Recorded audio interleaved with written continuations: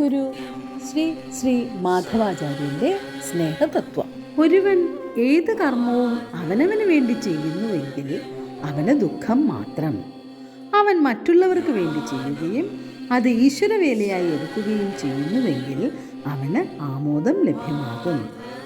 ഒരു വ്യക്തി സ്വാർത്ഥലാഭത്തിനു വേണ്ടി മാത്രം ഏതെങ്കിലും കർമ്മം ചെയ്യുന്നുവെങ്കിൽ അവന് ഈശ്വരവലയത്തിൽ സഞ്ചരിക്കുവാനോ ആനന്ദം അനുഭവിക്കുവാനോ സാധ്യമല്ല.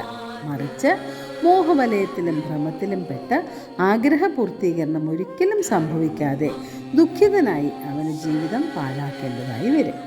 എന്നാൽ ഏത് കർമ്മം ചെയ്യുമ്പോഴും അത് താനല്ല ചെയ്യുന്നതെന്നും താൻ പ്രപഞ്ച സൃഷ്ടാവിൻ്റെ വെറുമൊരു ഉപകരണം മാത്രമാണെന്നുമുള്ള ദാസ്യഭാവത്തിൽ ചെയ്താൽ, ചെയ്യുന്നത് ഈശ്വരവേലയായി കാണുവാൻ കഴിഞ്ഞാൽ അവന് ആനന്ദം അനുഭവിച്ചറിയുവാനും വേണ്ടതെന്താണോ അത് ജീവിതത്തിലുടനീളം ലഭ്യമാകുകയും ചെയ്യും.